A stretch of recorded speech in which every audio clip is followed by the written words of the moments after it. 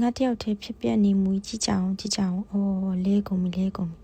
အဲ့တလို့တယောက်တည်းရှိနေလို့ရှိရင်လေပေးရလေးမှာလေ့ကျင့်ခန်းလေးလုပ်ချင်နေဗီဒီယိုလေးရိုက်ပြီးတော့လေ TikTok မှာ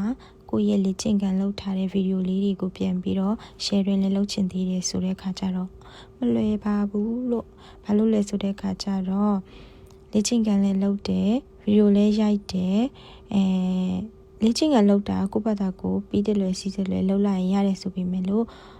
ကြည့်တဲ့သူတွေအဆင်ပြေအောင်လို့လေကိုကဘယ်လိုပြောမလဲတေချာလေးလုပ်ရတဲ့အတွက်ကြောင့်မို့လို့ဘယ်လိုပြောမလဲဗီဒီယိုတစ်ပုတ်ရဖို့ဆိုတာကလုံးဝမလွယ်ပါဘူးလို့သူ့မှာဟိုဘက်လက်လိုက်ဒီဘက်လက်လိုက်ဒီကိုဖြစ်နေအောင်ဘာလို့လဲဆိုတော့ကင်မရာကြီးဖင်ပြီးတော့လုတ်ပြန်တော့လေကိုယ့်ရဲ့ခြေထောက်တွေဆန့်ထုတ်လိုက်တဲ့ခါကျရင်ထောက်တိုင်တွေပါကျိုးသွားမှာဆိုလို့လေအရင်က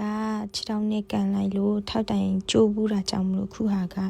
ဘာလဲဆိုတော့တတိထားပေးနေရတာအဲ့ဒါကြောင့်မလို့ဟိုဘက်လဲလိုက်ဒီဘက်လဲလိုက်ဖြစ်နေတာကဲကျိုးစားပန်းစားနဲ့ဆော့ထားတာလေးကိုချိပြီးတော့ကြပါအောင်လို့